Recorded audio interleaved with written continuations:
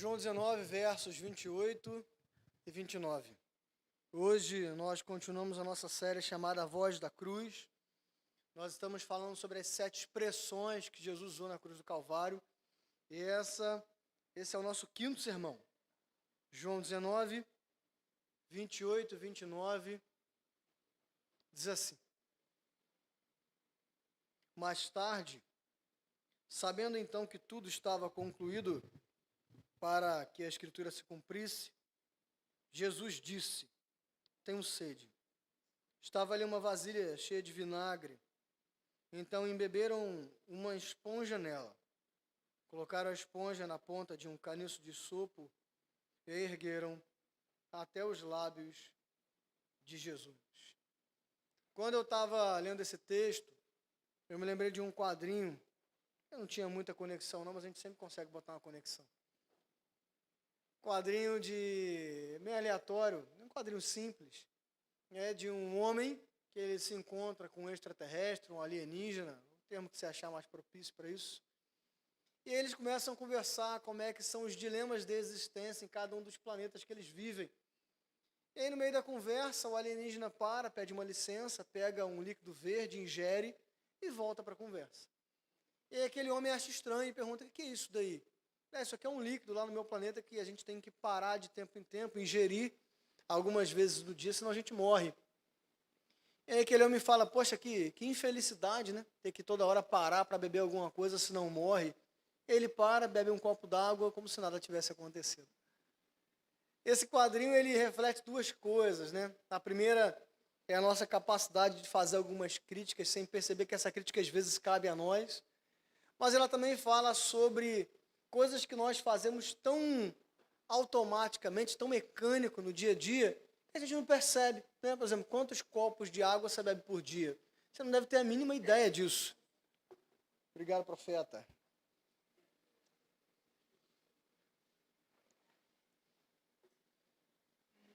Mas beber água, por exemplo, é uma coisa fisiológica.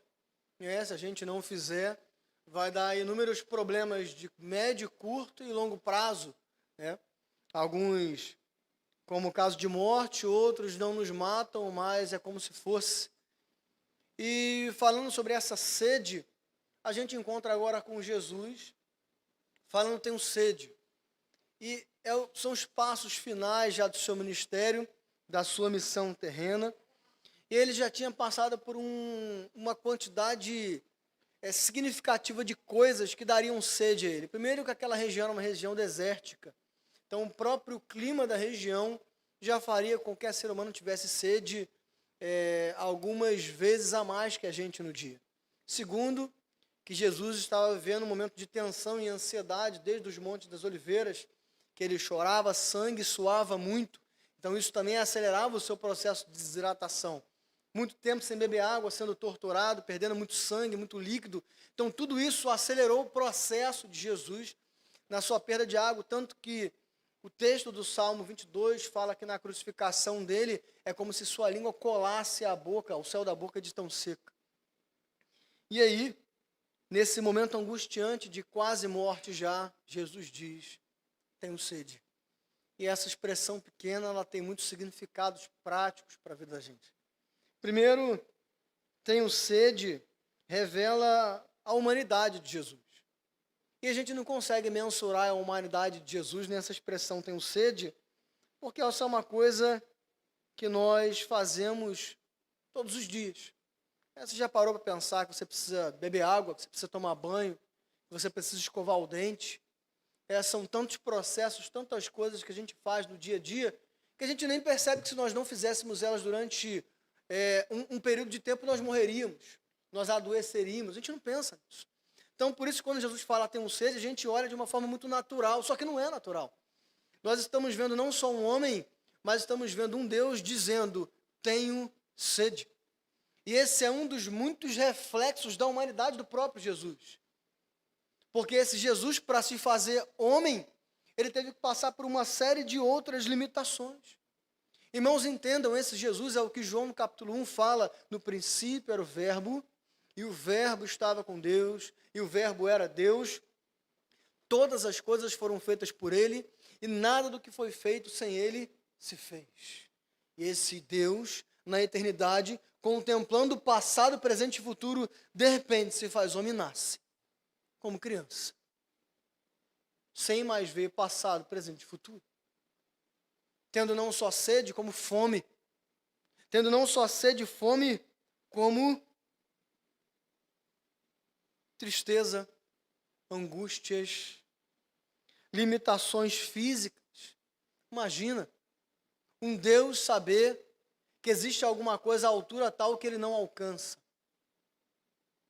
Um Deus, menino, saber que ele não pode ajudar a sua família porque ele ainda é uma criança. Ele, além da limitação física, ele também tinha uma limitação temporal e cultural. E a gente não pensa em temporal e cultural o ministério dele ali, apesar de sendo Deus, ter toda a capacidade para isso. Porque na cultura que ele pertencia, só era considerado um mestre, um rabino, aquele que alcançava no mínimo 30 anos.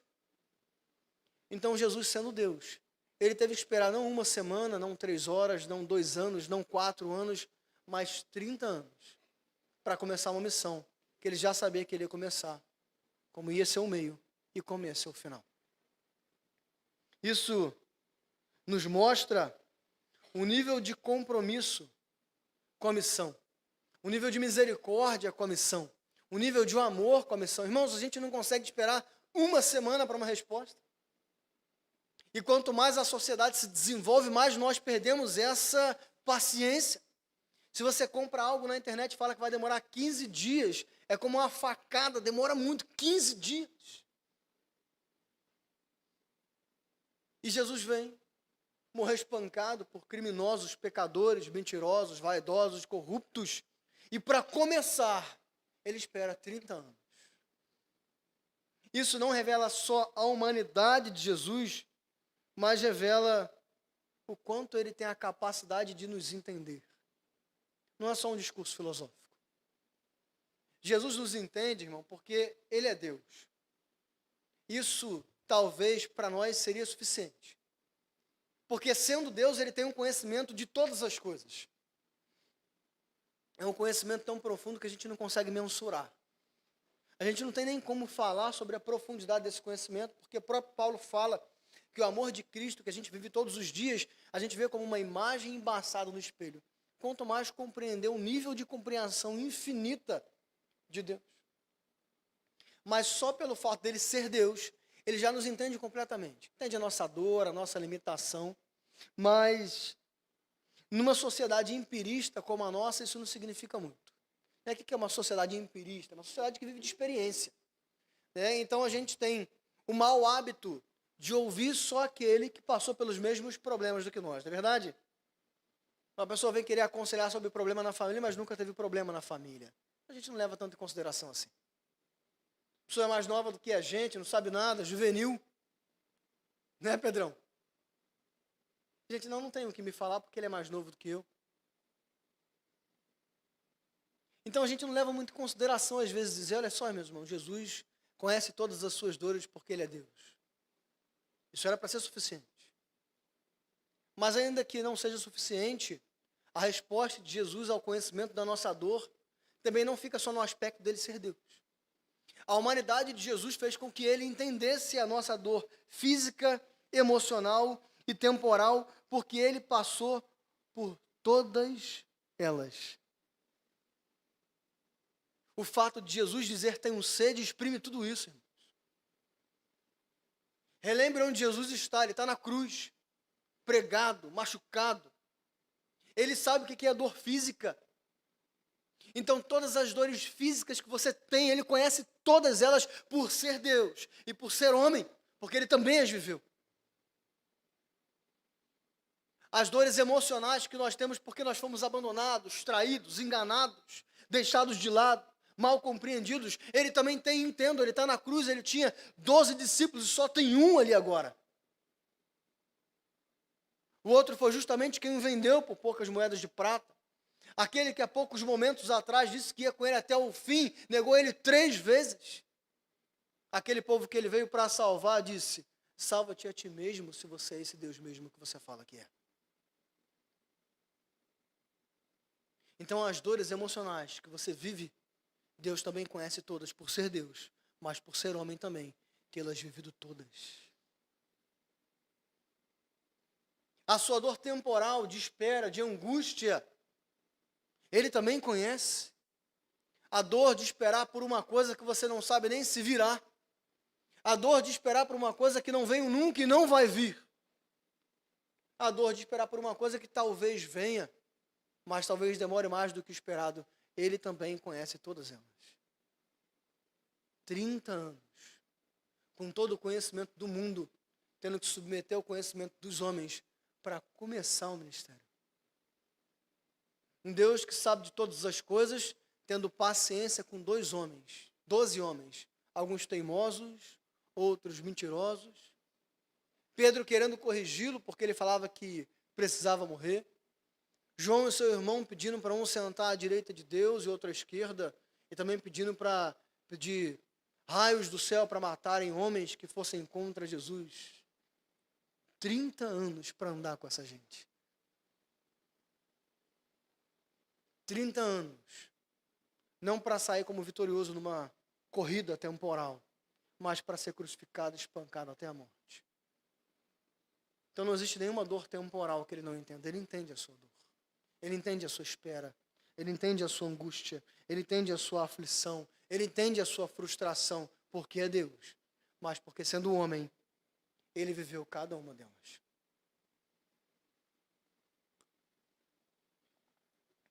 E mais,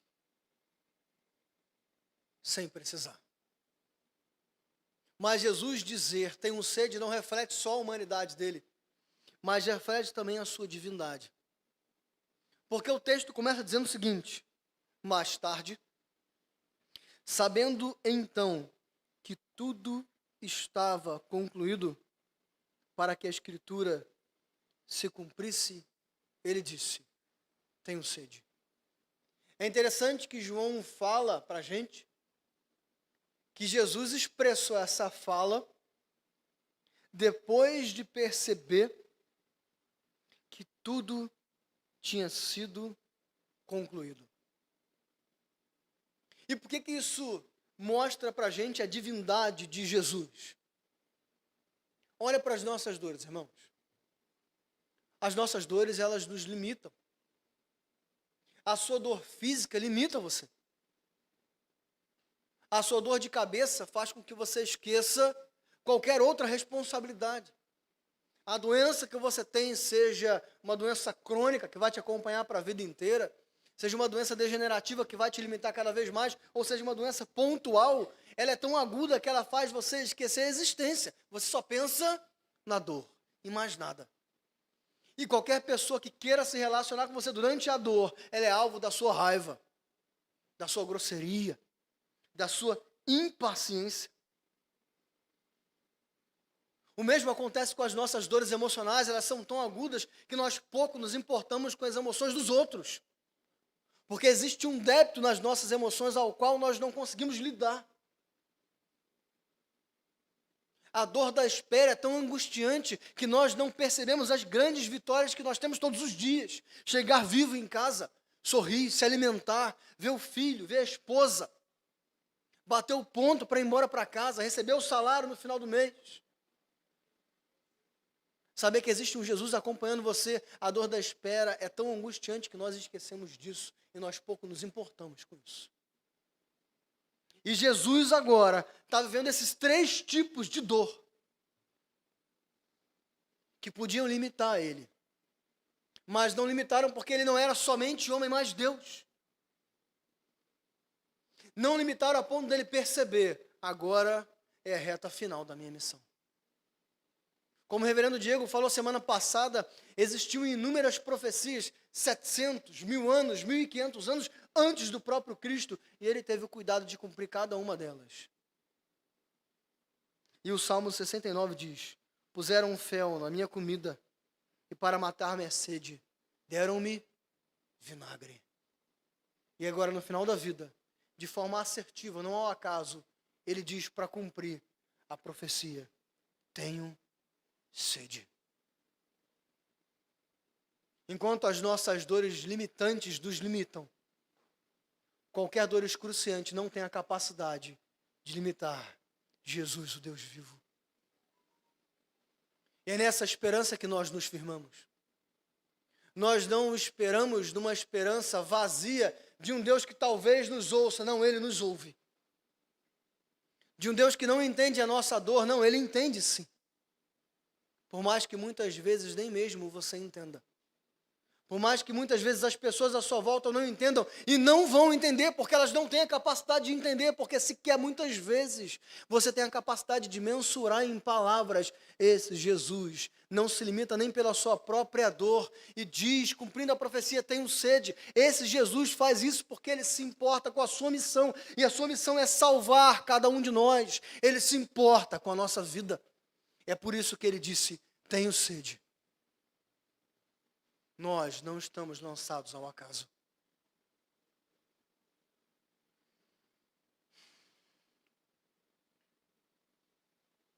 E é por isso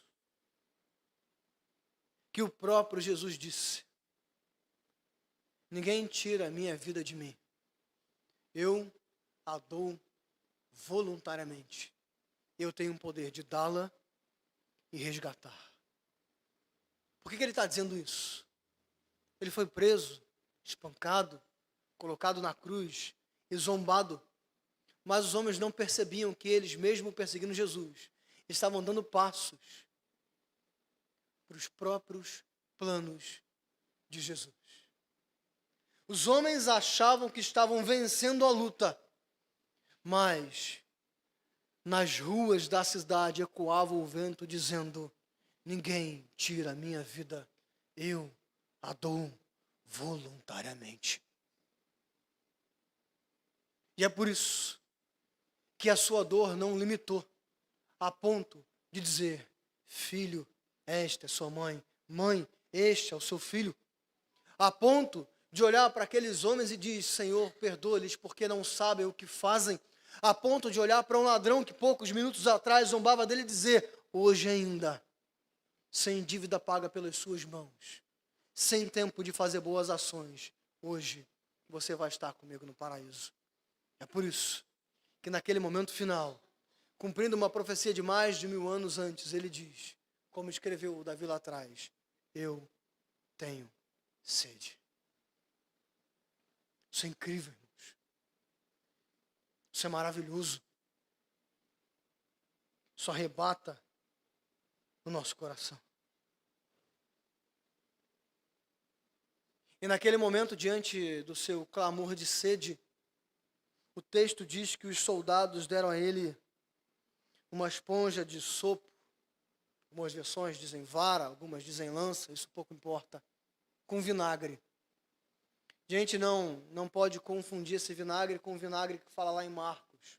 Quando ele começa a missão dele, que ele está espancado, machucado, algumas pessoas tentam dar o vinagre, mas aquele vinagre era um vinagre que tinha uma capacidade anestésica.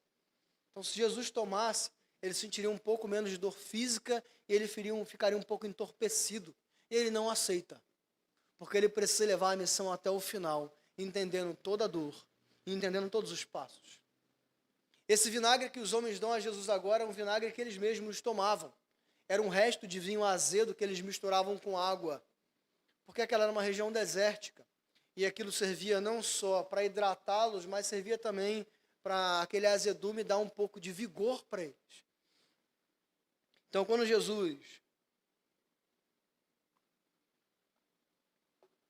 diz, tenho sede, e aqueles homens dão aquele vinagre azedo para Jesus, eles não só saciam um pouco da sua sede, mas dão mais vigor para ele continuar, dizer as últimas 2 palavras que ele diz.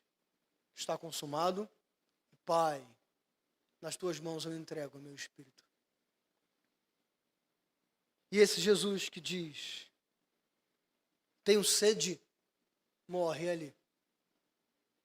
Humilhado, humanamente abandonado. E esse Jesus que diz, tenho sede, é o mesmo que vira para a mulher samaritana e diz, quem beber da água deste poço terá sede outra vez. Mas quem beber da água que eu lhe der, nunca mais terá sede. Pelo contrário, a água que eu lhe der se tornará nele uma fonte de água a jorrar para a vida eterna. O Jesus que disse que tem sede é o Jesus que oferece uma água que nunca cessa, que lava o nosso coração, que lava as nossas dores, que lava a nossa alma, que lava a nossa vida. Por isso, por mais que nós tenhamos muitas sedes físicas, existenciais, emocionais, de espera, de limitações, quer quais forem, existe um Jesus eterno que não foi vencido na cruz, que diz: eu sou a água que jorra para sempre. E essa água é dada gratuitamente. Não existe pedágio, não existe mérito, porque não há mérito suficiente. Não existe tempo de caminhada, porque não existe tempo de caminhada suficiente.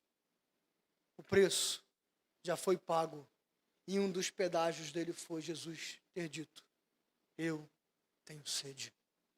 Por isso, nessa noite, diante dessa sentença, que saibamos que a sede de Jesus nos permite agora ter qualquer sede saciada. Por isso eu convido a você a baixar a sua cabeça e orar a Jesus, confessando todas as suas sedes, seus vazios, as suas sequidões, pedindo para que a água que jorra para a vida eterna transborde do seu coração ressequido e que dele nasça uma nova vida em Cristo Jesus. Senhor Jesus, nessa noite, nós reconhecemos a sua humanidade, porque como o Senhor disse ter sede, nós reconhecemos que temos muitas sedes, Pai. Sedes difíceis de serem saciadas. Alguns de nós sofrem de dores ou limitações físicas que humanamente essa sede nunca será saciada. Muitos de nós, Pai, sofremos de sedes, vazios, sequidões emocionais, das quais não existe nenhum amor terreno que preencherá o vazio dos nossos corações. Que não existe nenhum amor terreno que vá consertar o estrago que muitas pessoas fizeram no nosso peito. Muitos de nós, Pai, vivemos a sede, a sequidão de andar muito tempo por uma estrada que não sabemos se vai ter fim, de uma espera que não sabemos se vai ser bem sucedida. Mas a sua palavra nos garante, Pai, que há uma suficiência, não na cura da dor física, não na cura das nossas emoções, não na resposta da nossa espera, mas numa água que jorra para a vida eterna, que apesar da dor, da espera e da angústia, nos dá um novo sentido de vida, nos dá uma nova esperança, nos traz um novo vigor. Por isso, Senhor, nós te imploramos nessa noite, que dos nossos corações ressequidos brote uma fonte de água refrescante, transbordante, que hidrate todo o nosso corpo a ponto de, se antes estivéssemos caídos ao chão, agora nós estaremos de pé, olhando para o Cristo, não na cruz, porque a cruz está vazia, mas sentado à destra de Deus Pai e dizendo: está consumado, está pago. Não existe mais nada que nós possamos fazer senão levantar as nossas mãos e beber da água que jorra para a vida eterna. Renova-nos, Deus, faça-nos nova criatura, e que em Ti a nossa sede seja saciada. Nós te pedimos também, Pai, leva-nos para as nossas casas em paz, guardados, renovados, que igualmente sejamos instrumentos vivos na vida de todos aqueles que cruzarem pelos nossos caminhos durante a semana, que possamos falar dessa água que jorra para a vida eterna para todos aqueles que têm sede, porque de igual forma nós fomos alcançados por ela.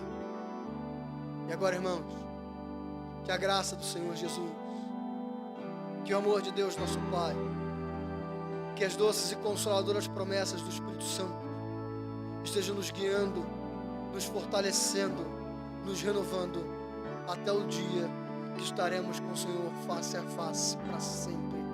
Amém, amém e amém.